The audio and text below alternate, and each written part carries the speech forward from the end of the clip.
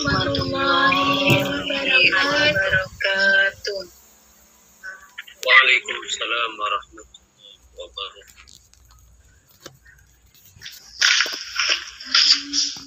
Ahlan wa sahlan bihudurikum Abah.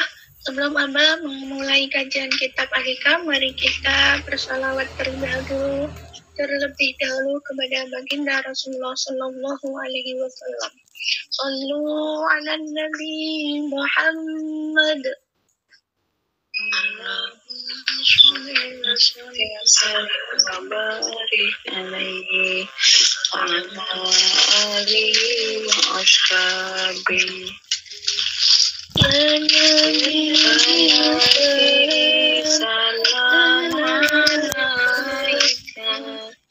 ya Rasul salam alaika, ya Habib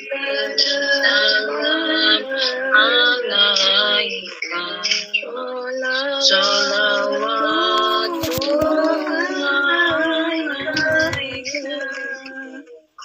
Allahumma shalli wa sallim wa barik alaihi wa ala alihi wa ashabihi. Kepada Al-Ustaz Abah Abrar Al-Muqaddam, waktu dan kesempatan dengan hormat saya persilakan. Assalamualaikum warahmatullahi wabarakatuh. Waalaikumsalam warahmatullahi wabarakatuh. Alhamdulillah, wassalatu wassalamu ala sayyidina wa maulana Rasulillah wa ala alihi wa sahbihi wa mawala. Anaka la ilma lana illa ma'allamtana innaka antal alimul hakim. Anaka la fahma lana illa ma fahamtana innaka antal jawadul karim. Rabbana iftah bainana wa baina qawmina bil haqq.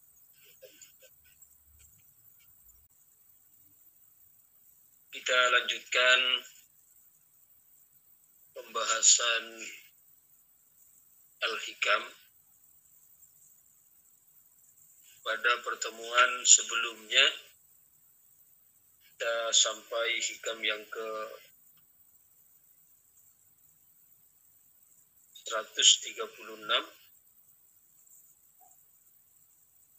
Lau asyraka laka nurul yaqini la ra'aita al-akhirata aqraba ilaika min an tarhala ilaiha wa la ra'aita mahasinad dunya qad dhaharat isfatul fana'i 'alaiha.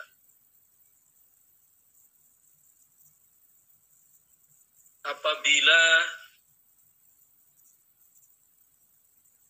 cahaya keyakinan telah terbit pada dirimu, pada hatimu, maka niscaya engkau akan menyaksikan akhirat itu jauh lebih dekat kepadamu, itu sangat dekat kepadamu untuk berjalan kepadanya. Wala ra'aita mahasinad dunya, dan engkau akan menyaksikan kemolekan, keindahan-keindahan dunia, qad dhaharat kisfatul fada'i 'alaiha. Keindahan-keindahan dunia pun pada saat cahaya keyakinan itu sudah terbit di dalam hati, keindahan-keindahan dunia pun akan nampak tenggelam di dalamnya. Singkatnya, nurul yakin itu adalah yang akan menjadikan rohani kita sadar, jiwa kita terbuka untuk menyaksikan hakikat akhirat. Karena menyaksikan akhirat ini tidak disaksikan dengan basar, tidak disaksikan dengan mata kepala. Wa innama yushhadu bil basirah. Akan tetapi akhirat itu dapat disaksikan dengan basirah, dengan mata hati, dengan mata batin. Mata batin yakni dengan keyakinan ini. Karena kalau mata kepala itu sangat terbatas. Dia tidak dapat untuk menyaksikan sesuatu yang terlalu dekat, tidak dapat. Terlalu jauh, tidak dapat. Terlalu besar, tidak dapat. Terlalu kecil, tidak dapat. Kapasitasnya itu sangat terbatas. Apalagi menyaksikan alam gaib, apalagi menyaksikan akhirat, itu sangat-sangat tidak mungkin sekali.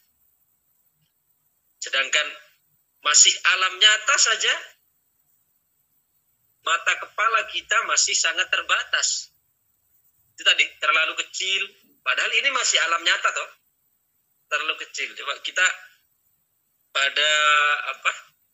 pada kuman-kuman misalnya. Sel-sel yang hanya dapat dilihat dengan mikroskop. Itu kan masih alam nyata ini. Dalam arti masih alam dunia. Itu saja kita tidak dapat menyaksikan. Kemudian terlalu besar juga begitu. Terlalu besar benda itu, kita juga tidak bisa. Terlalu dekat, buku kita ini, kita tempelkan pada mata. Kita tidak bisa. Atau sebaliknya terlalu jauh. Dengan buku kita ini yang kita pegang, kita letakkan 10 meter di hadapan kita. Juga tidak bisa. Ya, lalu bagaimana akan menyaksikan akhirat yang notabene adalah sebagai alam gaib yang berada di balik alam nyata. Jadi yang dimaksud, jika engkau atau jika telah terbit cahaya keyakinan di dalam hatimu, maka niscaya engkau akan menyaksikan akhirat. Itu sangat dekat untuk engkau berjalan kepadanya. Artinya menyaksikan dengan basirah, menyaksikan dengan mata hati, menyaksikan dengan mata keyakinan. Karena wilayah-wilayah keimanan seperti ini, ya, itu bukan wilayah pikiran, bukan wilayah mata kepala, tapi wilayah hati dan keimanan. Wala ra'aita mahasinad dunya, dan engkau akan menyaksikan keindahan-keindahan dunia, qad zaharat kisbatul fana'i 'alaiha. Keindahan-keindahan dunia pun akan nampak tenggelam atasnya. Keindahan dunia apa? Kedudukan, jabatan, harta. Kalau sudah terbit cahaya keyakinan, maka dia akan melihat kepada hakikat dari dunia ini.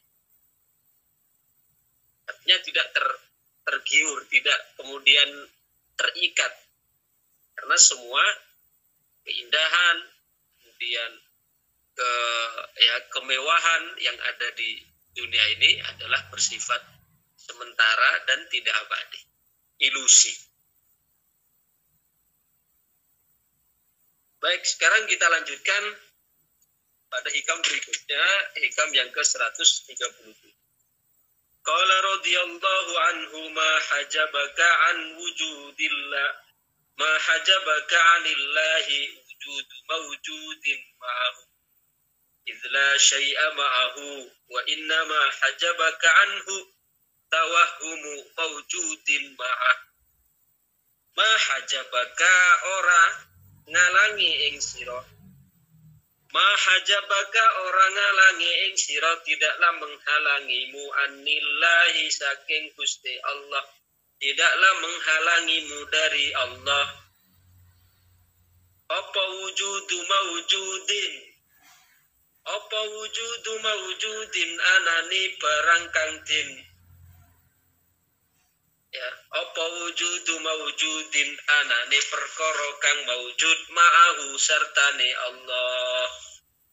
Tidak ada yang menghalangimu dari Allah, adanya sesuatu yang ada bersama Allah. Idla syai'a ma'ahu idla syai'a krono ora ono suwiji-wiji ma'ahu sertani Allah. Karena tidak ada sesuatu apapun yang bersama Allah. Wa innama terus kalau begitu apa yang menjadikan kita terhijab, terhalang dari Allah? Wa innama hajabaka lan angin pestine ngalangi ing sira anhu saking Allah. Apa tawahumu mawujudin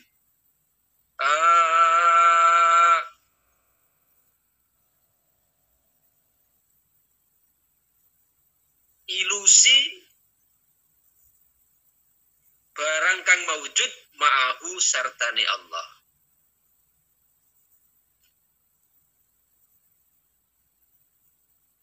Kita sebenarnya tidak ada yang menghalangi Allah dengan kita. Karena Allah tidak menutup dirinya. Allah tidak terhalang oleh apapun. Tapi kita yang terhalang oleh diri kita sendiri. Kita yang terhalang oleh diri kita sendiri. Oleh pikiran kita, oleh hawa nafsu kita, oleh kerakusan kita, oleh ketamakan kita, oleh ilusi kita. Sehingga kita tidak bisa kenal dengan Allah. Kalau Allah itu tidak ada yang menghalangi. Ya, tidak ada yang menghalangi. Ibaratnya begini. Ya, madu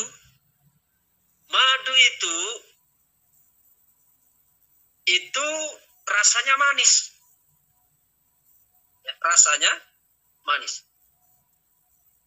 Akan tetapi orang-orang yang sakit, orang-orang yang tidak dapat merasakan, mencicipi manisnya madu, dia ya akan merasa pahit.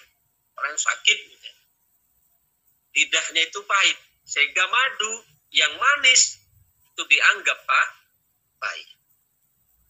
Berarti yang masalah itu bukan madunya, karena madunya itu tetap manis. Yang masalah siapa? Yang masalah adalah lidah orang yang mencicipi. Tuh. Contoh yang kedua, matahari. Ya. Matahari itu tetap ada. Walaupun orang-orang yang sakit mata itu mengingkari. Ya. Walaupun orang-orang yang sakit mata itu mengingkari. Ada ungkapan mengatakan fasyamsu syamsun wa illam tarahad dharir.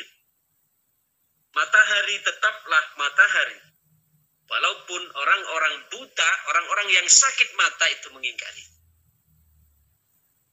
Orang-orang yang sakit mata, orang-orang yang buta, dia bisa saja mengingkari, mana ada matahari. Ya bukan mataharinya tidak ada, tapi dia tidak melihat. Berarti yang salah itu apanya? Mataharinya yang tidak ada ataukah penglihatannya? Penglihatannya. Sama juga wal asalu asalun wa illam yatadzawwaq hudhul fammil murir. Begitu juga madu tetaplah madu, yakni manis, walaupun orang-orang yang lidahnya bermasalah itu tidak dapat merasainya. Jadi yang masalah bukan kok madunya, tapi yang masalah itu lidah orang yang mencicip. Sama di sini. Ketika kita terhalang untuk mengenal Allah, bukan berarti Allah menghalangi dirinya untuk kita kenal dengannya. Tapi kita sendiri yang bermasalah. Bermasalah dengan kita belum tuntas dengan hawa nafsu. Belum tuntas dengan waham, ilusi-ilusi kita, kerakusan kita, ketamakan kita. Maka hajabaka 'anillahi wujudu mawjudin ma'ah. Yang kita baca tadi, tidaklah menghalangimu dari Allah untuk mengenal Allah adanya sesuatu yang ada bersama Allah.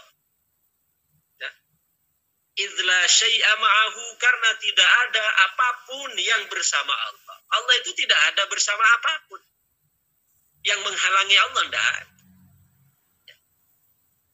Wa inna ma hajabaka, tapi yang menjadikan engkau terhalang untuk mengenal Allah, yaitu tawahhumu mawjudin ma'ahu, yakni adanya ilusi yang dianggap ada bersama Allah.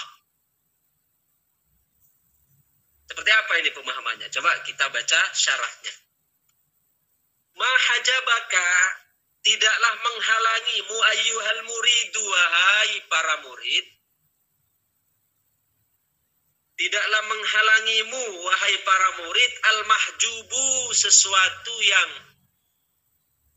yang menghalangi, anillahi, dari Allah, wujudu mawjudin, adanya sesuatu yang mawjud minal aqwanid dunyawiyah wal ukhrawiyah, dari keadaan di dunia maupun di akhirat. Jadi tidak ada dari apapun ini yang menghalangi Allah kepada kita. Artinya Allah selalu welcome sebenarnya. Tidak ada yang menghalangi Allah. Ya. Kan sering kita sampaikan bahwa sampai musibah pun itu cara Allah untuk mengenalkan diri kepada kita. Taat pun cara Allah mengenalkan diri kepada kita. Kemudian maksiat pun sebenarnya cara Allah mengenalkan diri pada kita. Dijatuhkan, kita terjatuh pada dosa, harusnya kita kenali Allah di situ, yaitu dengan saya terjatuh pada dosa ini, Allah ingin memperkenalkan dirinya bahwa Dia Maha Pengampun, Maha Pemberi Taubat. Lalu segera kembali kepada Allah, segera rujuk kepada Allah. Dalam keadaan nikmat juga cara Allah memperkenalkan diri. Cuma karena kita yang bermasalah, kita tidak dapat mengenal Allah karena masih terhalang oleh ego kita, terhalang oleh ragus kita, terhalang oleh ananiyah kita, terhalang oleh ambisi kita. Itu berarti yang menghalangi kita sendiri sebenarnya, bukan Allah kok yang menghijab dirinya kepada kita, bukan, tapi kita yang terhijab dengan diri kita, dengan pikiran kita, dengan ego kita, dengan nafsu kita, yang menjadikan terhalang dari mengenal Allah Subhanahu wa ta'ala. Kalau Allah tidak pernah menghalangi dirinya, karena tidak ada yang menghalangi Allah. Siapa yang bisa? Ya. Karena tidak ada mawujud apapun bersama Allah, tidak ada. Wa inna ma hajabaka, tapi kenapa kita kok masih terhijab, masih terhalang? Allah, kalau memang Allah tidak terhijab, kita terhijab itu karena ilusi yang kita anggap ada.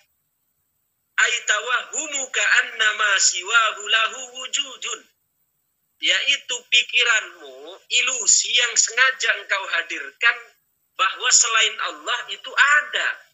Ma'annahu fi dzatihi adamun, padahal sejatinya wahm itu, ilusi itu adalah tidak ada. Wa wujuduhu kawujudi zilalis syajar alal ma, sedangkan keberadaan ilusi itu diibaratkan seperti adanya bayangan pohon di atas air. Saya kemarin waktu habis pengukuhan itu, saya kan pengukuhan di Bekasi itu ya, banyak kan di Bekasi.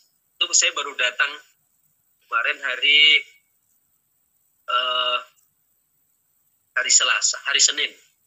Jadi hampir 2 minggu, ya, hampir 2 minggu. Ya, karena dari Bekasi itu masih ke Madiun, ke Magetan, masih ke Jombang, masih ke Gresik, balik lagi Madiun lagi, kemudian pulang. Jadi hampir 12 hari meninggalkan rumah. Cara pengukuhan sekaligus cara mencari. Nah, diantaranya saya ya sambil di perjalanan itu silaturahim ya diajak ke mana, ke Telaga Sarangan. Ada di sini yang pernah ke Telaga Sarangan, Magetan? Tempat saya dalam ada gitu? Magetan. Magetan. Ya, alhamdulillah. Keesokan harinya saya diantar juga ke ini, Ngebel Madiun. Mana, Ponorogo gitu, Ponorogo. Ada yang pernah ke Ngebel gitu?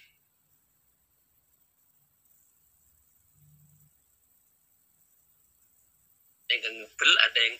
Nah di sana kita naik, ya kalau di Sarangan naik kuda, ya naik kuda, mobil keliling apa, Telaga. Kalau di Ngebel itu kita naik speedboat. Nah yang ingin saya jadikan sebagai ilustrasi adalah Telaga Ngebel itu kan dikelilingi oleh apa, pohon-pohon. Sama Telaga Sarangan juga dikelilingi pohon-pohon. Ketika kita naik kuda, ketika kita naik speedboat, itu kan di jalan tempat kita melintas, baik jalan speedboat atau jalan kuda, itu kan ada bayangan. Bayangan apa? Bayangan pohon. Bayangan pohon di pinggir jalan itu kan. Saya tanya sekarang, bayangan itu kira-kira ada enggak hakikinya?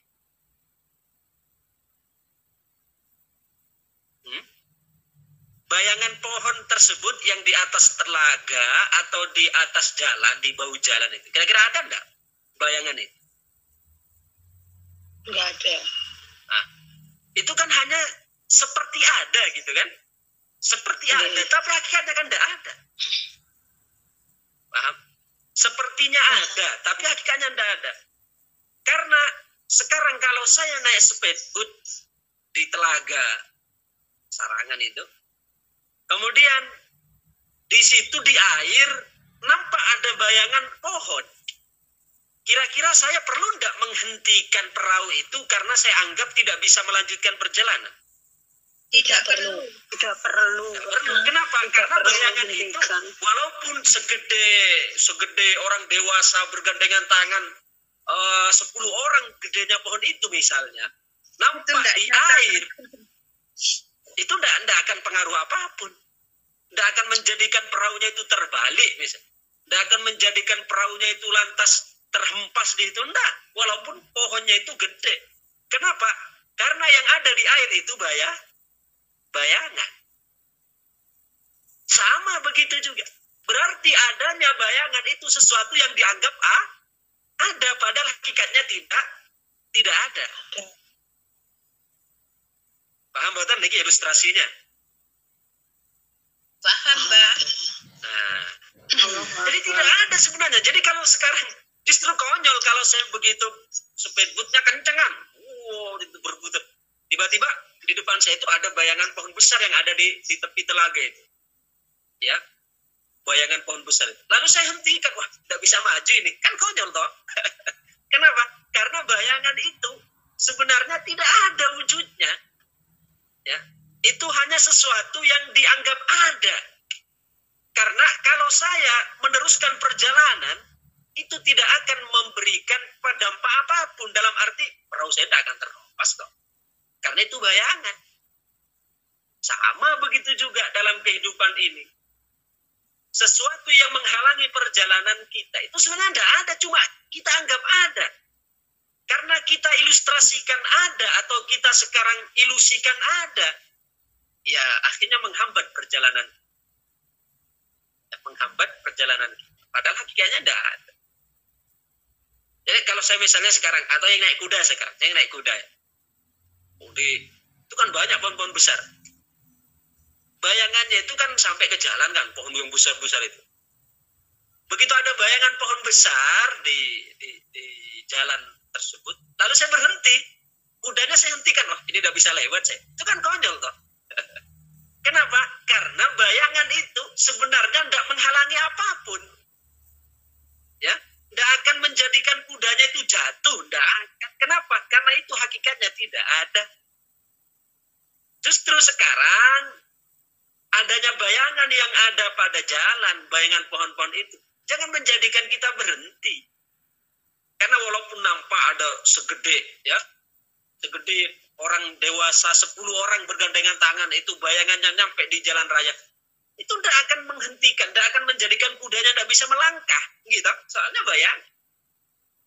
Terus saja, bahkan teruskan perjalanan, harusnya begitu. Oh, alhamdulillah ini banyak pohon di samping-sampingnya, sehingga justru menjadikan perjalanan saya semakin asik. Kenapa? Karena rindang.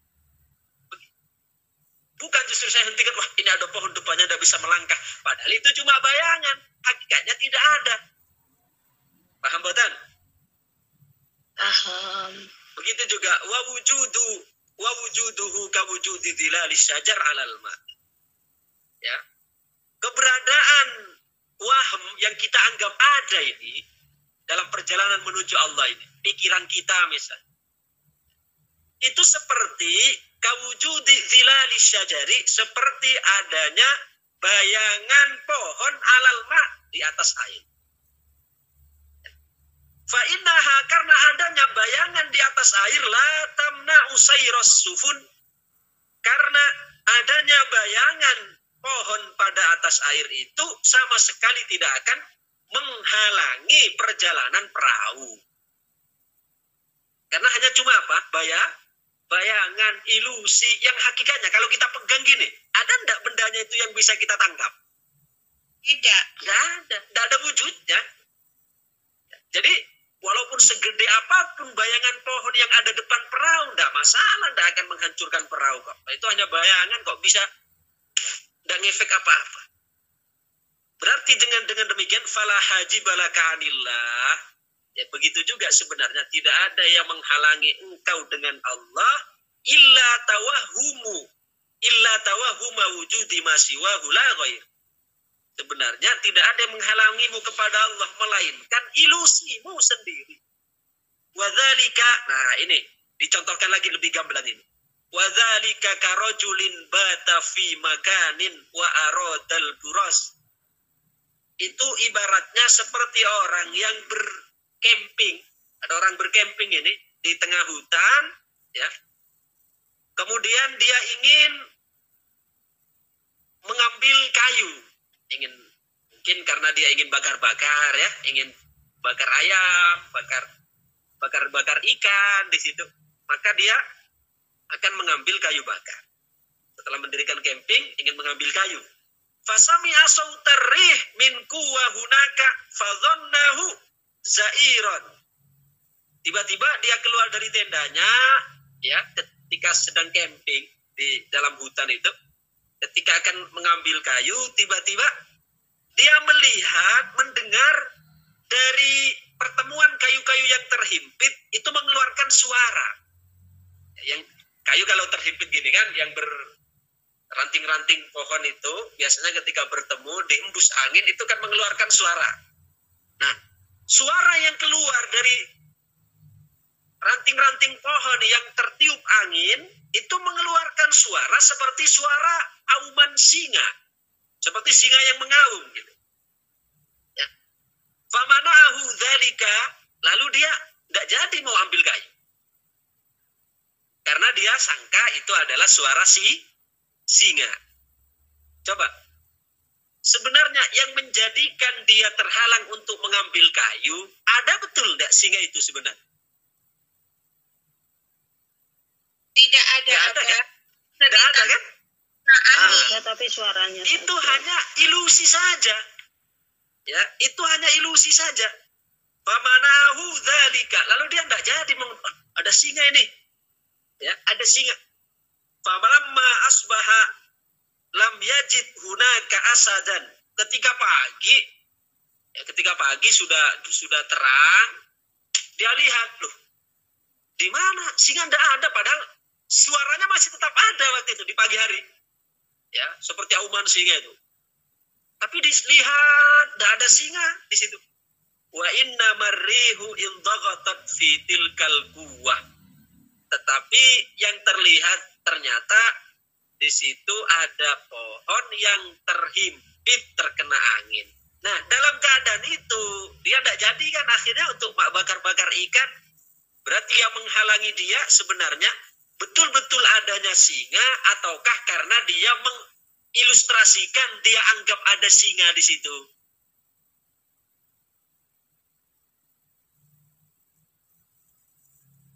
Jadi sebenarnya yang menghalangi dia adalah dia menganggap di situ ada singa, padahal sebenarnya singa ada enggak? Tidak ada. Imajinasi sendiri. Ini namanya tawakkul. Jadi sama sebenarnya. Dalam perjalanan kita kepada Allah Subhanahu wa Ta'ala, sebenarnya tidak ada yang menghalangi kita kepada Allah. Ya, Allah tidak menghalangi dirinya. Cuma apa yang menjadikan kita kok terhalang? Kita terhalang oleh ilusi kita, pikiran kita, nafsu kita. Lah itu. Yang mana pikiran itu sebenarnya adalah tidak ada. Dalam arti kita hanya dihantui, digerogoti, ditakut-takuti oleh pikiran kita sendiri. Berpikiran yang macam-macam. Contoh begini, besok saya makan apa ya, lusa apa lagi lah. Kita, kata Syekh Abdul Qadir Al-Jilani, beliau mengatakan, rasa khawatir yang berlebihan terhadap masa depanmu, ini garis bawah ini ya, penting untuk kita catat di dalam hati kita masing-masing ya. Rasa khawatir yang berlebihan, kalau tidak berlebihan kita hanya sebatas ya saya untuk bulan depan untuk cicilan rumah belum bayar misal. Kalau hanya sebatas itu ya tidak masalah, tapi tidak berlebihan. Kalau sampai berlebihan, saya tidak kuat ini bagaimana lagi ya nanti akan nah, ini kan sudah kronis. Kata Syekh Abdul Qadir Jilani apa? Rasa kekhawatiran yang berlebihan pada dirimu, ya, rasa berlebihan, rasa khawatir yang berlebihan untuk masa depanmu itu adalah salah satu bagian dari buruk sangka kepada Allah. Ya, ulangi lagi kata Syekh Abdul Qadir Al-Jilani. Ulangi Bah, sama status Bah. Oh, langsung status ini. Tak cek nanti siapa saja yang buat story ini. Oke. Rasa khawatir yang berlebihan terhadap masa depanmu itu merupakan bagian dari buruk sangka kepada Allah Subhanahu wa Ta'ala. Langi lagi. Rasa khawatir yang berlebihan terhadap masa depanmu itu adalah bagian dari buruk sangka kepada Allah Subhanahu wa Ta'ala. Allah, ternyata kita ini ya, sering sekali berarti buruk sangka kepada Allah. Toh. Nanti saya sakit, nanti saya begini, nanti saya begini, nanti bagaimana, nanti saya loh. Coba kita di hati pikiran-pikiran begini. Astagfirullahaladzim. Nggih lho Pak, ndek winginane wedhuse mati loro niku yo rezekine bosok ngoten niku lho Pak maturi. Astagfirullahaladzim. Jadi padahal kita kan harusnya positive thinking terus ini. Umpamanya sekarang nggih. Saya alhamdulillah sekarang misalnya saya tidak ada duit. Oh, sekarang saya tidak ada duit, ini saatnya Allah untuk ya menjadikan saya untuk sabar dulu sebentar. Ingat. Tapi kalau baru tidak ada duit satu hari langsung, oh, nanti besok saya akan makan apa? Loh, kita belum nyampe besok, masih sekarang saja belum selesai hari ini. Besok lusa lagi apalagi Allah nanti apalagi yang loh, ini kan seolah-olah di situ membawa pesan. Kesannya adalah Allah tidak kuasa untuk memberikan kita, seakan-akan di situ kita menuduh Allah bahwa Allah akan menelantarkan kita, katanya. Itu kan merupakan bentuk apa? Buruk sangka kepada Allah. Diulangi lagi. Ya. Rasa khawatir yang berlebihan, garis bawah ya, yang berlebihan terhadap masa depanmu itu adalah bentuk atau bagian dari buruk sangka kepada Allah. ya nanti dipertemukan betul oleh Allah karena kita sudah nyangkanya buruk. Maka sebenarnya ya permasalahan problem terbesar dalam kehidupan kita itu pada pikiran kita sebenarnya. Kalau pikiran kita positif, ya selalu baik sangka, selalu bersih, selalu enjoy, selalu ya bahagia, selalu baik sangka, maka pikiran yang bersih seperti ini akan menarik, akan memikat hal-hal yang positif juga.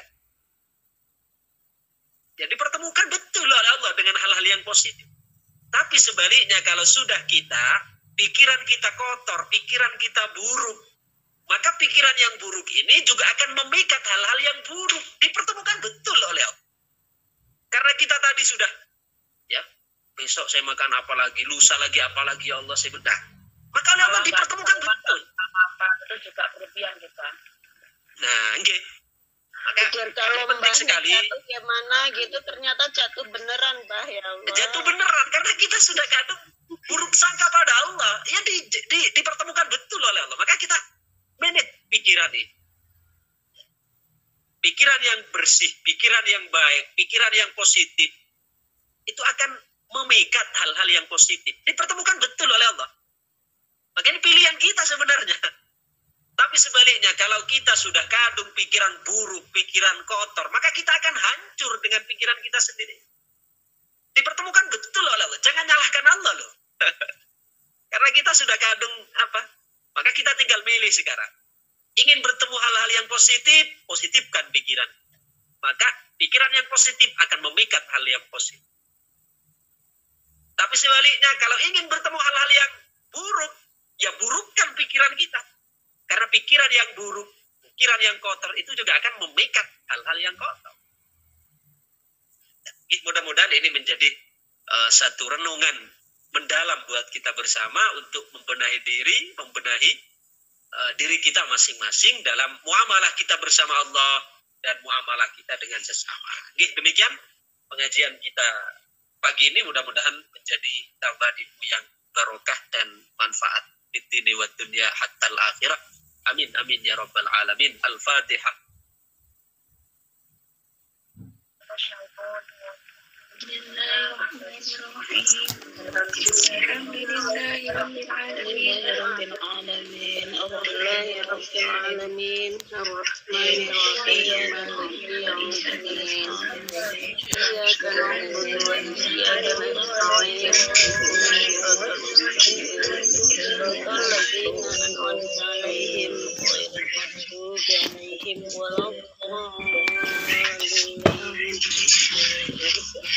Allahumma salli wa sallim wa barik ala sayyidina Muhammad wa ala alihi wa sahbihi wa sallim. Alhamdulillahi rabbil alamin. Hamdan yafina wa yukafi masjidah ya rabbana lakal hamdu kama yanbaghi li jalali wajhika.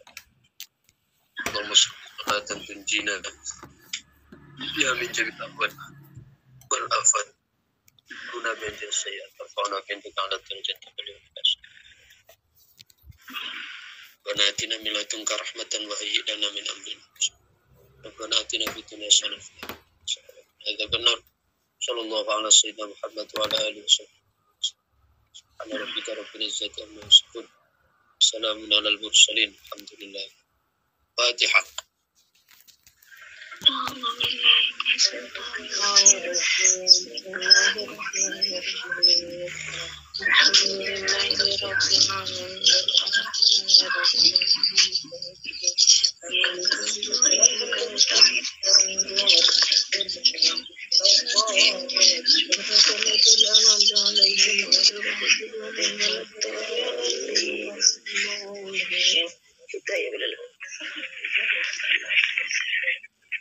Demikian. Assalamualaikum warahmatullahi wabarakatuh. Waalaikumsalam warahmatullahi wabarakatuh.